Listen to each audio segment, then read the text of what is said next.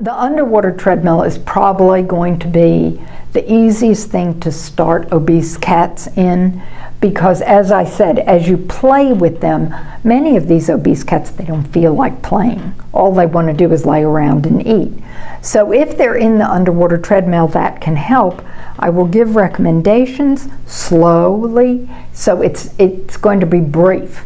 2 minutes in the underwater treadmill at the maximum when you're starting out.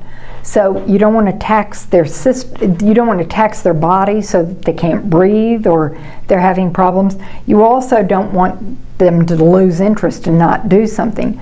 You also have to be very aware in the underwater treadmill, the lower the level of the water, the more difficult it is for the animal to move. So if you have the water at the shoulder level, it's easier for them to move and get around than it is at the elbow or at the ankle, at the carpus or the tarsus.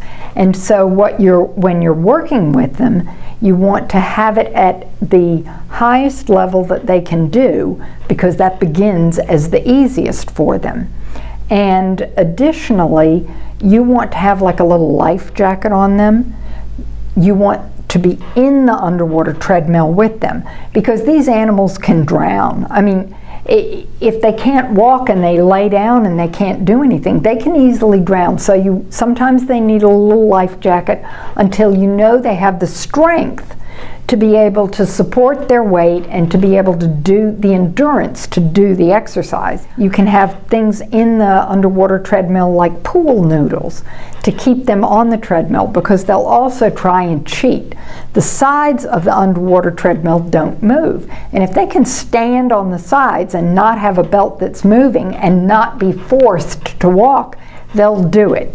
So pool noodles can be put in, and it kind of keeps them in line on the belt, and those kind of tricks you can learn.